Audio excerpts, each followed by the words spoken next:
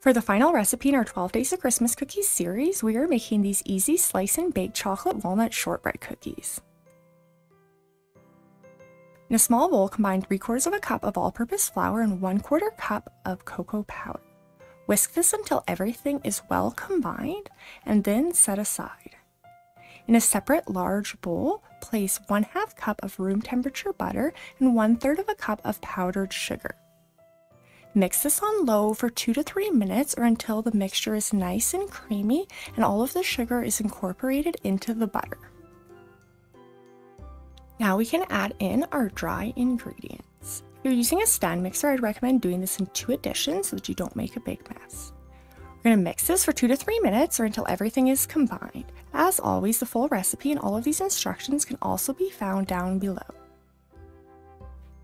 Once your dough comes together, we're going to add in 1/2 of a cup of walnut pieces, and I'm just going to mix these in with my spatula until everything is well combined.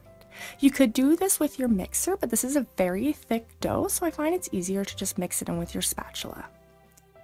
Now I'm going to place a piece of plastic wrap on a surface and transfer my cookie dough.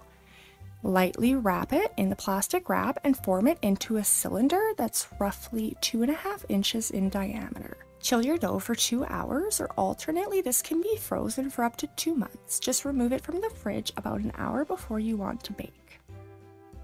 Now their dough has chilled. I'm going to use a sharp knife to cut it into 1/4 inch rounds.